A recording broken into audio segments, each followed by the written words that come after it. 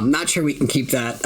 Not sure we're doing 9/11 jokes. No. The point is, we're doing 9/11 jokes now. We're all about to. We're all in on the 9/11. I love 9/11 jokes, but I Why? love 9/11. 9/11 is so chuggy. In 1996, Scholastic began publishing Animorphs. Over the next 6 years, Catherine Applegate and her husband, Michael Grant, under the pseudonym KA Applegate, produced 54 main series books, several spin-offs, and inspired a TV series, graphic novels, and a cult following. We can't tell you where we live. We can't even tell you our last names. But we can tell you our thoughts and feelings on this series, book by book. I'm Miranda. I'm Eddy. And I'm Chris. And we are the Anidorks.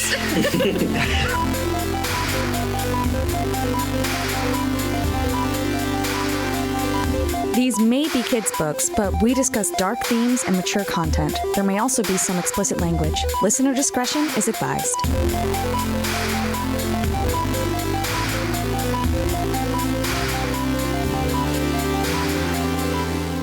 Where we left off, Tobias was about to eat a bully's eyes, and then Eric gets hit by a bus. Well, No, actually, he runs into a hits side. bus. Yeah. He hits a bus like it's the side of a peregrine falcon. A truck ship. A truck ship, right, if you yeah. will. It's like a goose in a truck ship. But when he runs into the side of the truck ship bus, the same thing that happens with Eric at the concert, where it is asked, did you just smell that?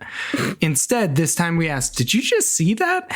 And what happens is when he hits the bus, his facade changes to something skeletal, but not biological, something robotic, something not Dr. Robotnik, but more like Metal Mario or Metal Sonic. Patches of steel and milk white plastic is what we hear. Milk white plastic. Yes. He describes it as ivory at some point, I think. Okay, but then in the next second, Eric's back. So we see that flash of this strange steel and plastic figure, and then Eric, the normal boy, is back there lying on the sidewalk. Marco immediately says to Tobias, we need to talk to Axe. We're in chapter 6 now.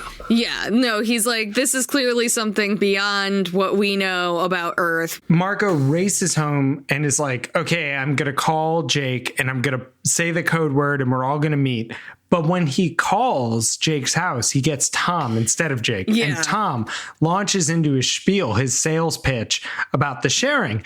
And what's really interesting about this is that they're asking specifically about his dad, which in book 8, his dad was revealed sort of tangentially to the Yeerks. He was working on a program that ends up being revealed to the Yeerks through Axe's altering of it. And we don't get to exactly why now he's fully on their radar in the first half of the book, but it is very unnerving knowing what we went through in Axe's book that now they're asking about Marco's dad. Yeah. Tom tries everything. He tries to pitch oh, it's like we've got more girls than guys. We need more guys there. You're such a ladies man, a ladies man. And your cuteness quotient is an obvious 10 since your hair removal. Yeah. Oh, I see. I thought your he was hairopsy, I call it. I read this as, Jake's too much of a social misfit to join. It's just that we have too many girls going and not enough guys. Like he was saying, Jake wants to only be going because he wants there to be more guys going and less girls. I totally misunderstood. I thought that was totally coded to Marco's hey, Marco, sexism. There's going to be all these girls and not enough boys to go around.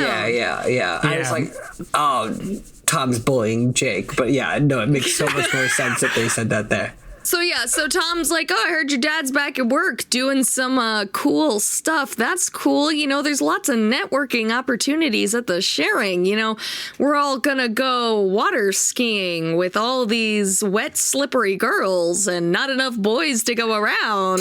And their CEO uncles. All the CEOs. I don't know what your dad's going to do. I feel like this is the first time, and it was earlier when Marco first talked about the sharing. He's like, it's like, a club for kids or whatever, and they go on camping now trips and all these things. Yeah. And he's like, and then with adults, I guess it's like networking? Yeah. And I'm like, that's a vague hand and also wavy, grief counseling, maybe? It'll be good for your dad to get back out there, play the field. I mean, there will be lots of business opportunities for him. And I'm like, whoa. Miranda, I do want you to do marketing for some water skiing company, though, that you're saying, time to get slippery. Hey, everybody. It's time to get slippery with your favorite new water ski toy. Yeah, there's a reason why the Baldies podcast is called No, You're Projecting. Miranda is definitely visioning with that ad campaign. Marco says that his dad was also working on some projects he couldn't even talk about. Projects I figured must involve the military. Yeah. It's an important seed. Yeah. It is an important scene. Because we're going to learn that Marco's dad might have some, in the past, he may have not been choosing projects involved with the military.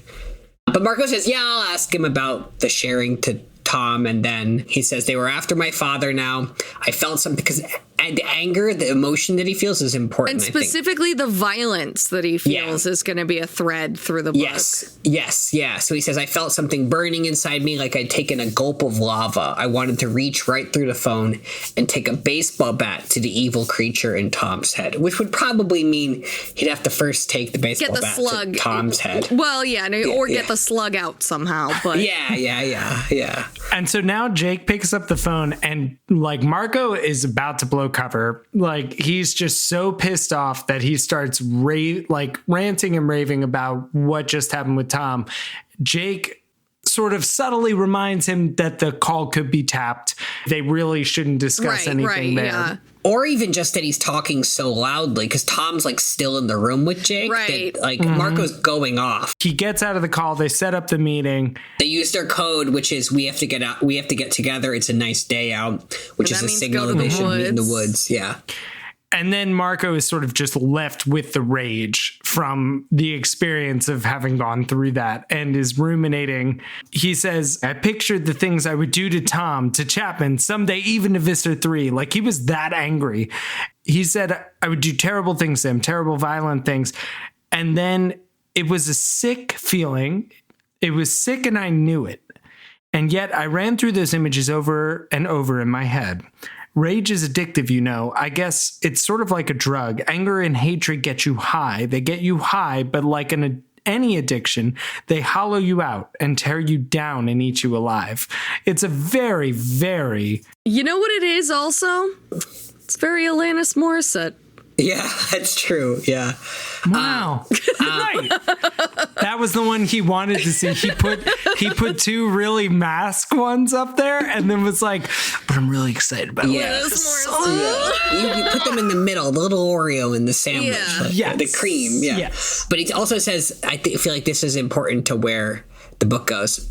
Following with what you were reading, Chris. So I ran the scenes of violence over and over in my head. I rode that rush of fury till it at last burned itself out and left me feeling empty and beaten. Wow. Yeah. Whew. There's a lot of Marco and shame for giving into base impulses in this book. Yeah. And I don't know, I kind of wonder what exactly that's all about in the grand scheme of things. Because there's one that almost, every now and then when you see those, they seem sort of like an obvious puberty metaphor. And there's one that he gets that sort of seems like an obvious, is like he's about to do something in a morph, and then Axe is like, hey, what are you doing? And he's like, oh, oops. It seems pretty obvious. It's like, oh, I'm sorry, I was giving into an urge. I didn't realize you didn't also want to do that. I apologize. Well, speaking of giving into urges, as we start chapter 7, we get a big reveal, which is that Marco hooked up with Jake. It starts off strongly.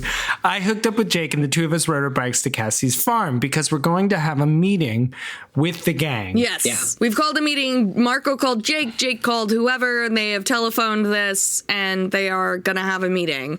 Cassie's looking into a burrow of opossums. Mm-hmm. Yeah, we're outside the barn today. We're in the woods, which is I guess the Calvin and Hobbes equivalent of we're finally doing something. Mm-hmm. Everyone's gathering, and we're going to be talking about infiltrating the sharing, right? We're coming up with a plan. We're going to be talking about what we saw when Eric hit that bus, telling everybody else that Tobias and Marco saw what appeared to be an android-like skeleton. Yes. Right. We get Axe's intro finally here. Yes. And this is so good. Axe racing in for literally no reason he, like, and jumps leaps over over a Rachel. log. And the description that we get, I just like, for Star Trek completionist's sake, like, Marco describes it thusly. You know how, like, he's describing Ax as an alien. He says, you know how on Star Trek the aliens are always just humans with a little nose putty and some bad outfits, but they basically look human and they act human and they speak English. And I just want to point out, there is absolutely, like, there's a canonical explanation of why they're all bipeds, of why most aliens look like humans. And Star Trek does go there, and there are aliens that don't look like bipedal humans, and it's totally a thing. And the speaking in English thing we've already dealt with in that's book translators. fucking 1 with the universal translator. Do y'all remember the Andalite Truth? Huh? You remember this website? Oh my God, about the sloped back. Yes. Yes, Specifically Andalite Truth. about the no human No torsos. torso. That seems to be pretty clearly laid out here, only instead of a deer neck and head, you have a semi-human chest with 2 weak arms topped by a head. So Yes. I think we're dealing with, because they're right, the deer torso is already there. Why would you need another full torso, right? So we're just dealing with a chest, like ribs and up, jutting out of this. We don't have abs. We definitely don't have a deep V cut. Like, it's not happening, guys. Yeah. They're actually much cuter when you look at them. I just pulled up the images again. Oh my God, yeah, but this website is incredible. I think they need the abs. I just feel like that was important to their whole. You need the I'm just abs, kidding. Edwin. I'm just kidding. So Ax enters. We have a nice visual of him now, and they start to discuss what they've learned about Eric. We quickly brush over Cassie's entire concern from last book. Yes. Because she was looking at those possum babies, and Marco makes a joke that's like, oh, Tobias will eat them if you don't hide them. And Tobias is like, I already know about them. And Cassie's like, yeah, Tobias has a right to be a hawk, but maybe don't eat these ones because I like them. Like, Yeah. And then she that's, says, "You're a sweetheart, Tobias." yeah, that's the nice capstone from book 9 that we've been waiting and that's it. Apparently, we didn't need all of book 9. We actually just needed that scene. Yeah. Oh, I liked book 9. I liked book 9 too. Yeah. So they describe what they learned to Ax, and Marco says, "So, Ax, you're the official alien. What does this sound like to you?" And Ax turned his head towards him, towards Marco, making eye contact with his main eyes. Do you want to hit this, Ed? You can hit it. "Marco, something has happened to your hair. I believe it has become shorter. Are you suffering from some sort of illness?" That does it, I yelled as the others all broke up giggling. I'll grow it out, all right? I'll grow it out. Besides, it's easier to take care of. Man, I make one little change. Yeah, they're really harping on him for lack of internal consistency. They're like, Marco, you know that famous characters can't change their hair. It's not allowed. Like when Hermione Granger straightened her hair for the Yule Ball, and I want to be clear, this is not movie compliant, but when Hermione Granger straightened her hair for the Yule Ball, it went back to curly the next day. Okay, she used magic. She didn't keep doing it. Also, we are not a pro Harry Potter podcast. Moving on. So they ask Ax about this Eric person, and he says, "I do not know it. It doesn't sound like any species I know of." And he says, "Even we Andalites don't know every species in the galaxy." And he sounds a little hurt. Yeah. He sounds a little hurt because, like, his friends are like, I thought you knew everything. And he's like, I am just a different species that happens to know more than you guys. I am not the great knower of all things. And then Rachel sort of listening to the description, like, comes up with an idea. And she's like, the way you guys describe it, it sounds more like a robot or something. Ax is immediately like, oh, well, that's possible. Yeah, no, it could be like a 3-dimensional hologram. Yeah, no, people do that all the time. Yeah, people do that all the time. Why didn't you just say so? Then they get hung up on a detail that never comes back up in the books, which is, well, if it is a hologram, how do they power the thing? And then they go back and forth for a while about how it would be powered.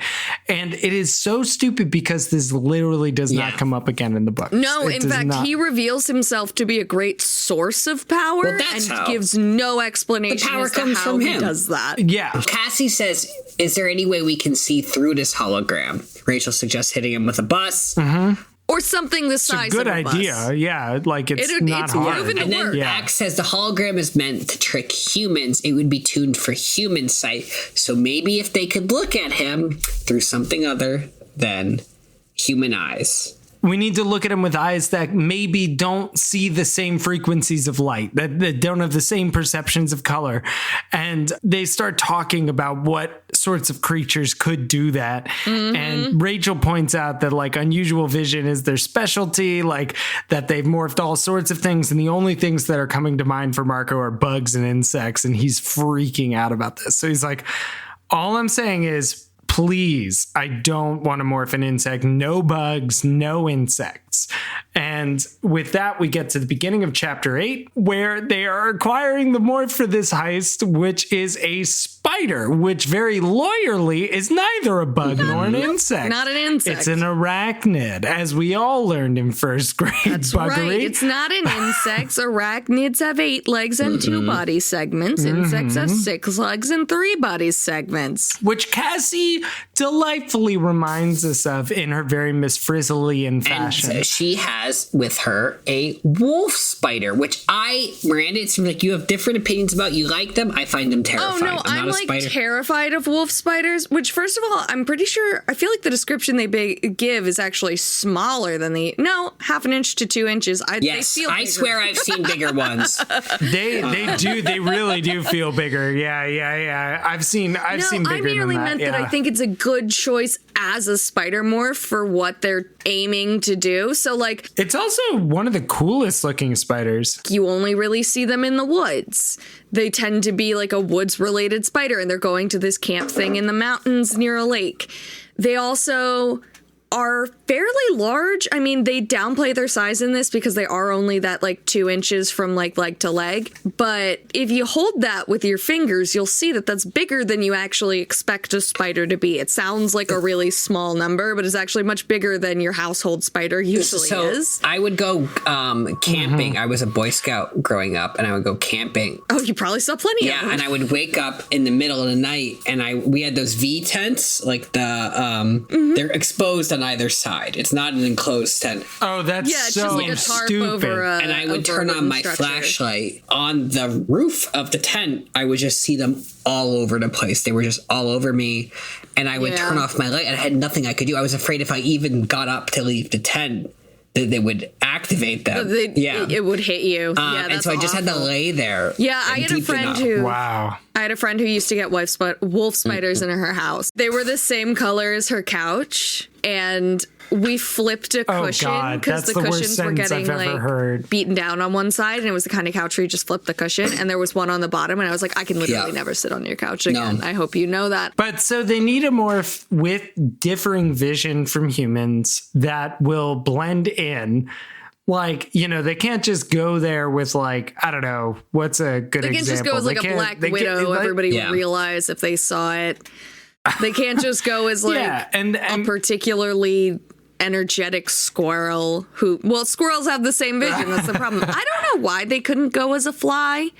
I don't know if they were just worried that the fly's vision wouldn't be different, and they wanted to try something else to make sure that they had 2. I guess they were worried it wasn't decisive enough, but it honestly doesn't make the most sense. And anyway, they draw straws and ends up having to morph a spider. Yeah, he finds out Axe already agreed to it before he got to the meeting. He had stayed up late watching movies with his dad and was late to this meeting. Yeah. And he says, he's like, what do you already told Axe about this? And they're like, oh yeah, no, Axe is going in. We need him for his knowledge of like different aliens and technologies. He's like, well, how does he feel about it? And they're like, his exact words were, good. With 8 legs, it won't fall over like a human. Nice. I love that. So Marco and Axe will be going as spiders to investigate Eric. And Marco acquires the morph from the spider, and he's not happy about it, but he's going. Also, they want Marco to go because they say, before they even draw straws, because they say Eric is his friend, and so he has a personal connection to the mission. Yeah, and he's like, I literally just told you I knew this kid. I don't know why we all went to school with him. I don't know why y'all are putting so much emphasis on the fact that I happen to remember his name, but like... Yeah, it's funny because I keep remembering him as like, oh, they were best friends until they reached 5th grade. And I'm like, that was entirely invented. No, you're just thinking of Melissa and her dead eyes. Yeah. Okay, right. We hit chapter 9. We've been so excited to hit this. They're flying to the lake. They're flying to the mountains. Marco jokes that they have their own little airline, TWA, Travel with Animorphs. He probably could have done a better name. It's a very cute. It's pretty good, but it's very cute. I think we can workshop it. Trans World Airlines was an airline. It actually went out of business in 2001.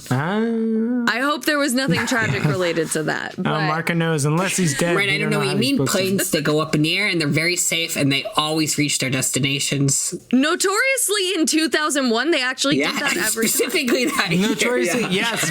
No. Famously never collided with two buildings. Nope. And certainly not a third. So Axe provides a little bit more information about something this chapter. They're flying. They got a little bit of time. Well, so yeah, and they're talking. And so yes. I'll do Axe. All right, you take it. Okay. No, we said that at the same time. I'll take Jake. I don't know how I ended up being our Jaker. And I'll be Marco if he speaks at all. Okay. Where are we starting from? One of your kind tried to kill me the other day, Marco. Oh, yeah, they're in bird morph, so he's a peregrine falcon. Yeah, so we're flying to the lake. One of your kind tried to kill me the other day, I said to Jake. Tobias told me, gotta watch out. Falcons rule. Yeah, well, I noticed you didn't try it a second time. Don't diss falcons. One-on-one in a fair fight, an osprey would kick your butt. As if. Excuse me. Is there some special meaning to this conversation that I don't understand? Yeah. The meaning is that Jake and I are scared, so we're battling in a desperate effort not to think about it. I am frightened too. I don't really like morphing tiny animals.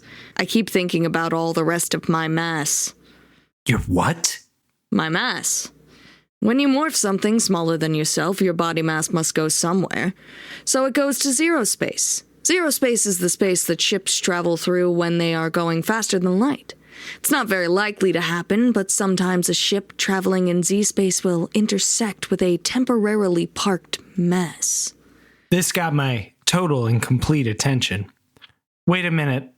Are you telling me that when I get small, all the leftover stuff, all the extra flesh and guts and bones go bulging into zero space like some big balloon of human tissue? Of course. Where did you think all the mass went? I mean, I really didn't think about it, Axe. You told me it was okay to morph. So right now, there's a big bag of Jake floating in zero space, and it's possible some spaceship will zoom along and hit it and splatter it all over? No, of course not. Of course, no ship would actually hit a floating mass. The ship's shielding systems would disintegrate the mass. That's what troubles me about doing small morphs. It very seldom happens. The odds are millions to 1, but it could happen. Jake and I thought about this for a while, about a spaceship disintegrating some big wad of our mass. It was not a pretty picture. Hey, Axe, you know how when we wanted you to be honest with us, to tell us everything you know? Yes, Prince Jake. Small change. In the future, don't tell us things that will scare us silly, just as we're going into possible battle. A big wad of Marco in zero space, I muttered. Like hanging your butt out of a car window, waiting for the truck. Sorry, this is just so fucking it's really weird. Funny. Yeah, waiting for the truck to come along and sideswipe it off. I don't think I didn't hear it that way, Chris. So I want to be clear.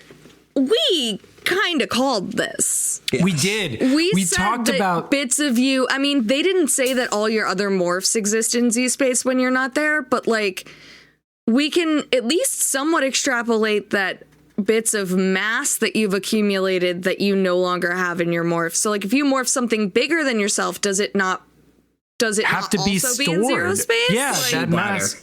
Right. Shoe bladder. Exactly. Like in theory, you know, if you have to pee as an elephant, no, I'm just kidding. But like your elephant morph is probably mass in zero space. It doesn't necessarily have to work in reverse. Maybe energy could become mass and build you out in that way, and then it just dissipates as energy later, and a bunch of energy just gets shot out into somewhere in Z space. In Z space, I don't know, but like I do like that we were imagining that like the little pinprick of where they're morphing has all these little morphs jutting coming out of it. And then we find out that when you morph a flea, almost all of you gets sucked through the pinprick of the morph into Z space. Yeah, it's so good. That's what we said. We called it. We actually predicted this. Yeah. All of their morphs are there, or just when they morph, the human goes there? So right All now we know for sure is the boring thing that you just said. Yeah, is that when they Okay. morph, their I'm just excess confirmed. mass goes there. Yeah, But yeah. we don't know what happens to mass they gain.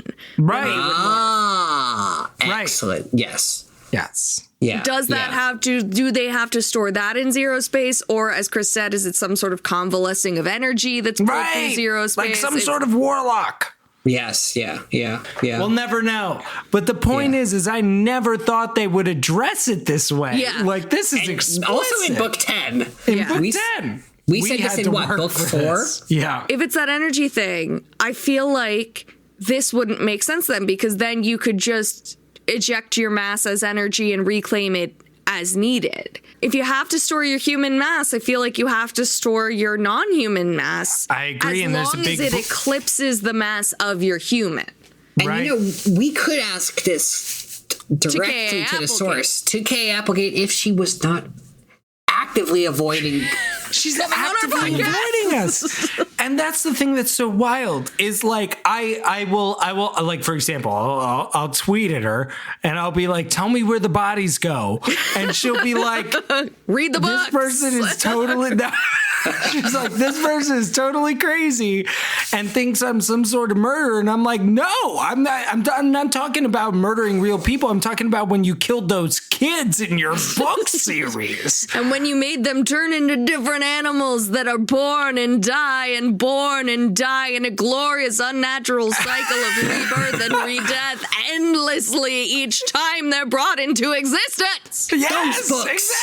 exactly. KA. She Speak of your Kate, crimes. I mean, she's like, let's be real, a hero and a wonderful person, Friend of trans Mike White. advocate, and my friend of Yes. Mike White. I thought Absolutely. you said friend of my wife. And Oh, I got married last week, Miranda. all right. Anyway, so they talk about that. It's deeply upsetting to Marco KA and Applegate, Jake. come on our show. Oh, there is a great follow-up line of my mass is hanging out. My mass is hanging out in Zeer's. Yeah, just after he talked about hanging his butt out of a car window waiting for a truck to come along. Fucking He says, iconic. my mass is hanging out in the Zero Space Highway and I'm about to become Spider-Man. So, chapter 10. All this talk while we're flying has come to an end, and they arrive at the lake and they see this big function going on. And Marco says something kind of normal but weird, which is like, looking at the function of the sharing, it looks almost totally normal. Just say it looks like normal campers, normal community members. Like, it almost looks like some sort of big community picnic. And to this, I reply, the sharing is a community, Marco. Don't be so judgy. You should true. really, That's true. remember that you're just on the outside looking in. Yeah. And the point is, It's an infested community picnic. sure, it's just you see the body count and you double it for the Yeerks in their head. Right. And yeah, It's an that even simple. larger community than you thought and more It's interconnected just- than you could know. It's just twice the potato salad you were gonna bring. Moving on. The I point have is, a quick question. I know this right. is going to sidetrack the whole thing. no, it's fine. When the Yeerks are in their human controllers, when they are human controllers and they're swimming in a lake, Well, they're is it eating a- for two. true? Or is it a little Oh my bit god, like being in the you're Yeerk pool? brilliant! You're brilliant! Oh my god! Oh Do my they god! cavort is what oh I'm my asking. god! Oh my god! Oh my god! Oh my god! Eddie, that's brilliant! You're brilliant! That's amazing! I'm so sorry that I accidentally stepped on that joke. You are a genius. I'm so sorry. That was amazing. I love You're how excited absolutely you Pool are with the about it. Yeerk in it is an impromptu can't- Yeerk pool, baby. I can't even handle it. Like, it's just like they get in there and it's like a fucking hot tub. They're just like all over each other. Just One like, of them "Whoa." said, "Hey, Randy, it's just like." They're like, "No, this is a Some of these recruiting people event." aren't initiated. Some of these people aren't initiated. But yes, you're right. It's totally like that. Maybe we can just say cavorting next time. Tobias and Axe are hiding in a bush as birds. Bird in the hand is worth two in the bush, as they say. And They're waiting for Tobias is all clear that it's good to demorph. And then they demorph and they start to morph spiders. Mm-hmm. And it's Axe and Marco are going to morph spiders here, and everybody else is just going to hang out. Jake's going to morph a fly. Jake is going to morph a fly. Right, yeah. We don't get a visual of the spider morph, right? Because Marco closes his eyes. He doesn't want to see Axe. Well, actually, you're wrong. Because you're right and you're wrong because he does close his eyes. He does close his eyes, but then spiders don't have eyelids. More eyes with no eyelids. We got some good stuff to hit here. He is actually forced to see it. It's actually this might be a very disturbing. Can I read it? Yes.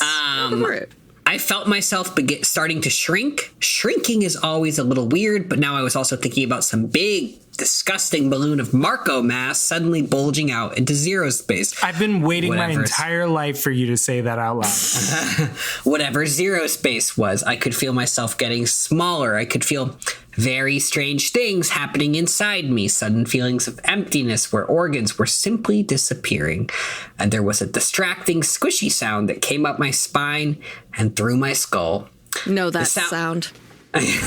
The sound of bones turning to marrow and of marrow sort of oozing away. You're right, this is a gross one. I love it. It's a really rough one. I wouldn't be needing any bones, I guess.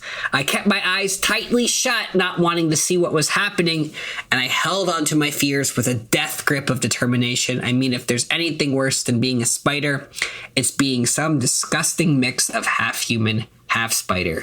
But then, pop, pop, pop, pop. I could see. I tried to close my eyes, but no, I didn't have eyelids. It's very hard to close your eyes when you don't have eyelids. Eyes were popping open in my forehead. Eyes were erupting out of my head like zits. I almost lost it right then. I would have screamed if I'd had a voice any longer. This is wonderful. But I was already half spider, and I was staring at Axe as he underwent a change very similar to my own.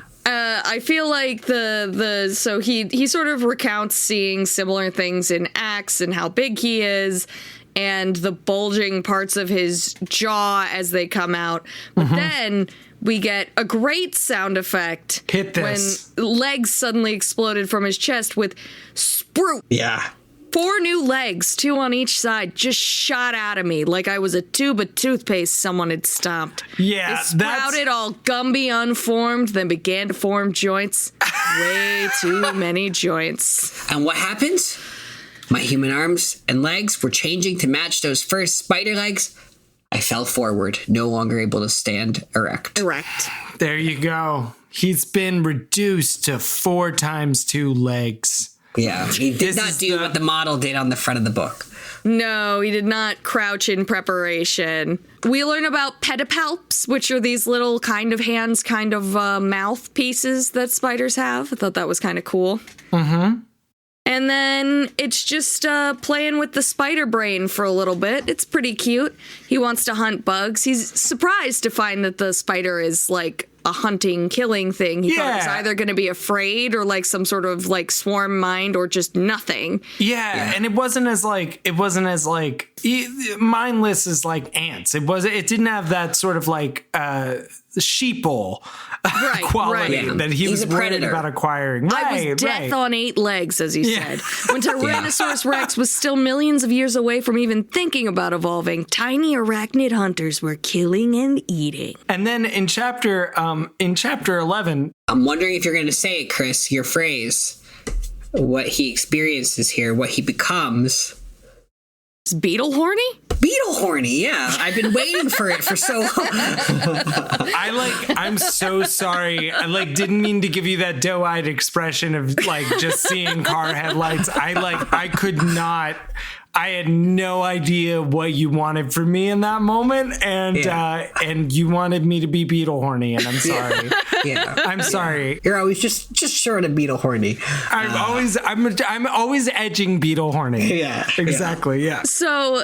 Yeah, he goes off after a beetle. He has a lot of fun chasing it. He realizes at some point that he's not just doing it for the base instinct anymore. It's kind of fun. And then Axe is like, hey, what are you doing? And he's like, what? And And he says, I scampered down off the beetle, feeling like I'd been caught doing something wrong. Now I know why you wanted it to be. Yeah. Jake in book 6, when he was all alone in the house. All alone in the cockroach moor? Oh my God. When he closed all the blinds. And Marco's like, oh, I got caught up in the spider thoughts. You know how it goes, man. And Axe is like, I morphed the same spider. I dealt with the same instincts. And he's like, hey, whatever, man. It's like not that big a deal, man. Yeah, it's not a big deal. It's fine, man. It's just a beetle. It's just a beetle. Don't yuck my yum, man. Yeah, guilt and shame, he says. Yes, a wave of guilt and shame swell up inside him. No, and I was calm now. The incredible, insane rush of the chase was over. Now the spider was just a tool I was using. Yeah. That's how I talk about all my exes. And then we just get some deets about like them moving around, sort of getting acquainted with the spider body and controlling it. They meet a grasshopper. Very cool. And they're discussing whether or not it will actually be possible to find Eric. When suddenly, almost as if by coincidence, happens. Yeah. Yeah. It just like it was really Eric like almost steps on them. Mm-hmm. And that is actually, I don't have the book with me, but if you have the actual book from the original release, you open the cover of the spider morph and the spider is on the inside and there's a picture of a human foot with a android sort of like not hoof, but like leg stump Almost hoof. like a dog paw standing on hind legs. On the inner jaw. When we were talking about, so Marco gets overcome by the adrenaline of being a spider and hunting this beetle, and he does say, Axe interrupts him. Marco says, nothing, I was letting the spider just be a spider. I guess his instincts kind of carried me away. Axe goes, Marco, I morphed the identical spider. Marco feels this guilt and shame suddenly swell up in him, and Axe says, sometimes humans worry me. And Marco says, I didn't ask him what he meant. Why had I gotten so into the hunt? Why hadn't I resisted the urge? Thank you for remembering this. Keep going. I flashed on the rage I'd felt when I talked to Tom. Was that it? And I think that's all we get on that, but I feel like just in terms of tracking the emotion. Yeah, he just, for a moment, he was in a wrecking room that was being in Spider Morph, and he was just like, I'm going to fucking kill this beetle right now. Yeah, the version of giving into his rage in Spider Morph was trying to eat that beetle. I didn't even totally see that the first time through. No, yeah. Thank you for bringing them back. I did gloss it. But so they see Eric's android foot, and they're like, whoa. And Axe is like, well, yeah, no, he might be an android. And Marco's like, Axe, did you know it's chapter 12? And he's like, what are you talking about? And he's like, an android? Like, you knew androids were a thing? Like, you knew androids were a thing? How did and you were you just not going to wait get till to chapter this? 12 of book 10 to tell me? You didn't do any crosswords growing up? Like, you have no ability to put 1 and 8 together? And Axe is like, chill out, buddy. It's not any kind of android I've ever seen, okay? It's definitely not Yeerk. It's definitely not Andalite. I don't know what it is. If it's Yeerk, it's new.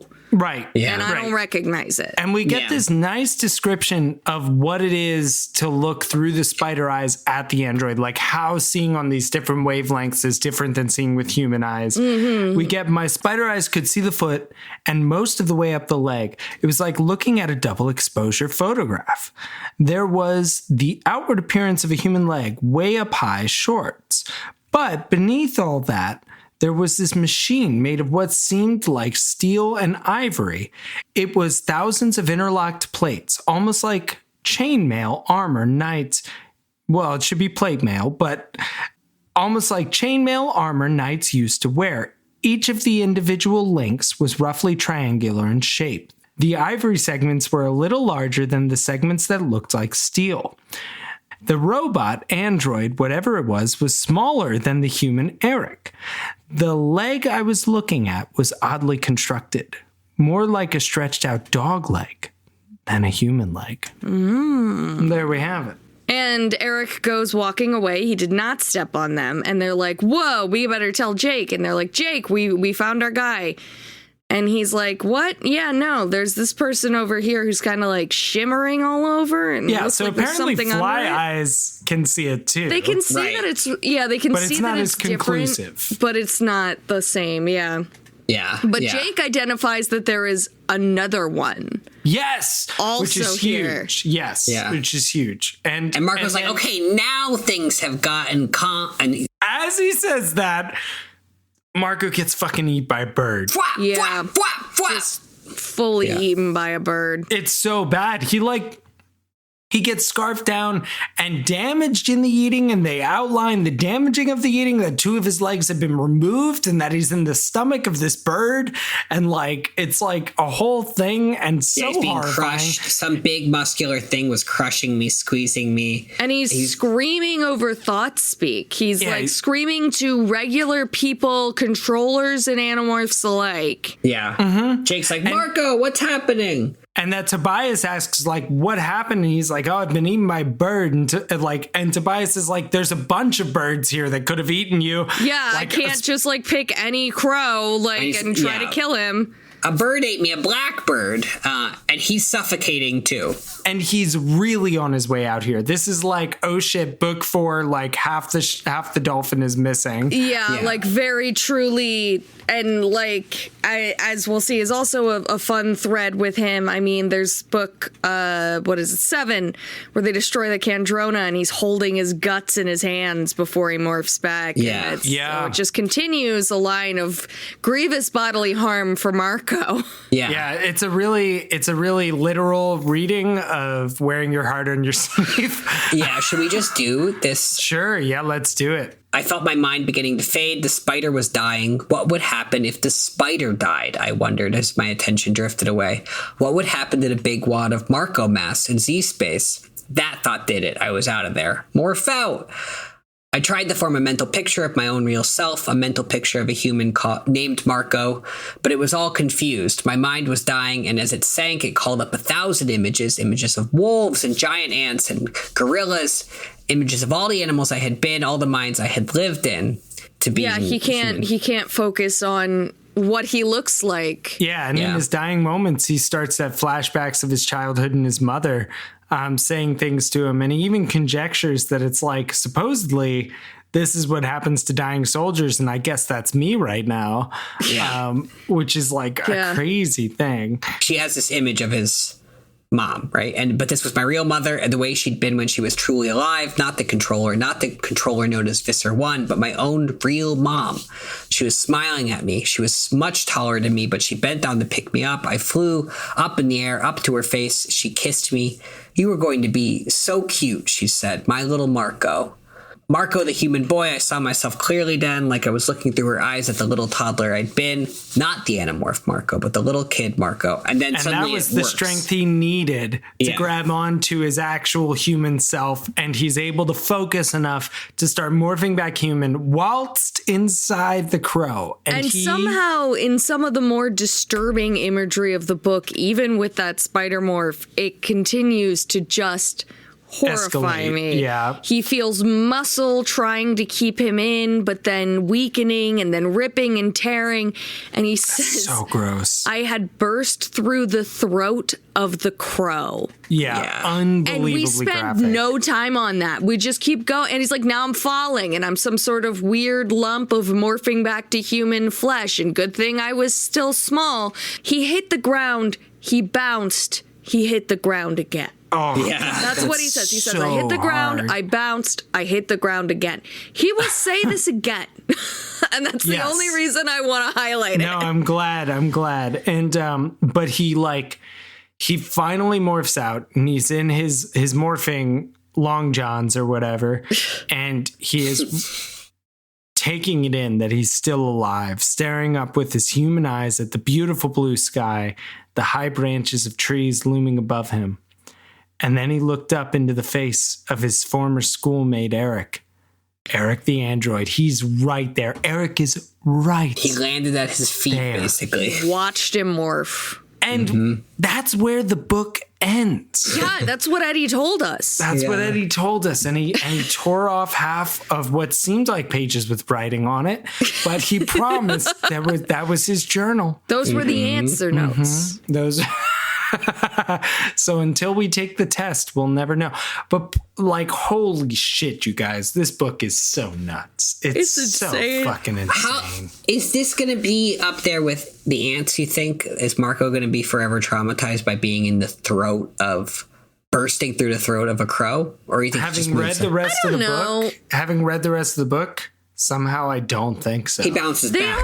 He bounces back. He bounces and then he hits the ground again. Yeah. He bounces twice. They already burst out of the stomach of a taxon. Yeah, which also had a spasmy stomach that was So, like, I feel like this has kind of happened before, but he wasn't that close to death this time. But he's been this close to death before, so I think this is two of his worst previous life experiences added together. So I think he will remember it at least for a while. I'm now realizing how ridiculous the thing you pointed out of I hit the ground, I bounced, I hit the ground again, which is like, what would you expect to have happened? Like, I bounced, I hit the ground, I bounced, I floated away into the ether. Like, well, I think humans don't typically really bounce on impact. not a good thing if you're bouncing. No, it's like, game over if you bounce. Yeah. Well, but in other forms, like a strange sphere of flesh that hadn't grown most of its organs back yet, it may have been a best case scenario. Yeah, that's true. There you go. But you said this happens again, Miranda? Oh, I bet it's when he's a spider again, and before he becomes a bat in the Mission Impossible sequence. It's before he becomes a bat. It's jumping. Yeah, it's the spider again. You were right. The whole thing. When he falls off the pipe.